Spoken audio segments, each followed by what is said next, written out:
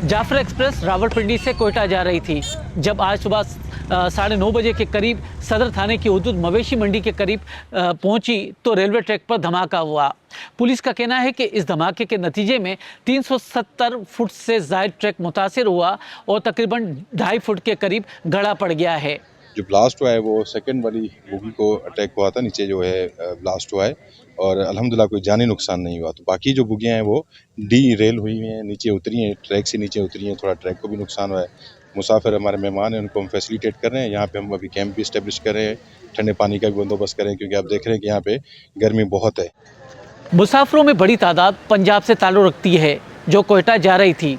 हम लोग आ रहे थे पंजाब से, लाहौर से बैठे हैं जी जी। और हमारी ट्रेन के नीचे, बल्कि हमारी जो बोगी है उसके नीचे ब्लास्ट हुआ है जी। एकदम से धमाका हुआ है और फिर बाद में पता चला है कि हमारा डिब्बा जो है वो अपनी ट्रेन से उतर गया है और अब हम लावारसों की तरह ऐसे सुनसान बियाबान में खड़े हैं। ये पुलिस की गाड़ियाँ नज़र आ रही हैं और एम्बुलेंस नज़र आ रही हैं, लेकिन हुकूमत ने अभी तक हमारी हेल्प के लिए कोई मदद नहीं भेजी कि जो लावारिस बच्चे बैठे हुए हैं यहाँ पे, यहाँ जो औरतें अपने बच्चों के साथ अकेली मर्दों के साथ नहीं आई हैं, वो बेचारी ऐसे ही परेशान बैठी हुई हैं। इस धमाके की जिम्मेदारी अस्करियत पसंद तंजीम बलोच रिपब्लिकन गार्ड ने कबूल की है।